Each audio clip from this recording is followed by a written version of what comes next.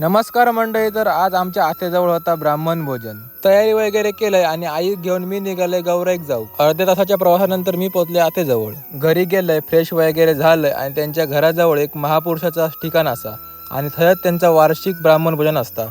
थंय मी जाऊन पोचलोय आणि त्यांना जेवणासाठी लागणारी तयारी करूक लागले आणि बाजूक आमची आते पूजेसाठी तयारी करत होती. काकांनी जेवण वगैरे केल्यानी आणि गणेश पूजेक सुरुवात केल्यानी आणि मंडळी गणेश पूजेक माझा दादा बसलो होतो आणि अगदी श्रद्धेने तो देवाची पूजा करत होतो. देवासमोर महानैवेद्य दाखवून देवा गारणं घातला गेला. त्यानंतर घरी जेवणाच्या कार्यक्रमाक सुरुवात झाली आणि मंडळी ब्राह्मणांच्या हातचं जेवण एक वेगळीच चव असता. सर्वांनी महानैवेद्याचा लाभ घेतल्याने आणि या कार्यक्रमाची सांगता झाली. जेवण वगैरे झाला, थोडी विश्रांती घेतलं आणि मी निघालोय माझ्या मामाकडे जाऊ पेंडूरला. वाटेत स्वरासाठी खाऊ घेतलं आणि आम्ही निघालो मुक्चीवाडीक जाऊ. काही वेळातच मी मामाजवळ जाऊन पोहोचलोय. तुम्ही बघू शकतास की मामाच्या घराचं काम चालू आहे. हडे आमचा सदाजबो खेळण्यांसोबत खेळा होतो. चहा मानी केलं आणि मामी आमका कळिंगणाच्या बागेत घेऊन गेली. मंडळी तुम्ही बघू शकतास की केवढी मोठी कळिंगणाची बाग असा आणि हड टेम्पोत कळिंगण भरी होते. थोड्या वेळ आमच्या मामीन पण त्यांना कळिंगण टेम्पोत भरूक मदत केल्यान. आमका लागणारी कळिंगण घेतलं आणि आम्ही येऊक निघालो घराक. तर मंडळी भेटू पुढच्या ब्लॉग मध्ये.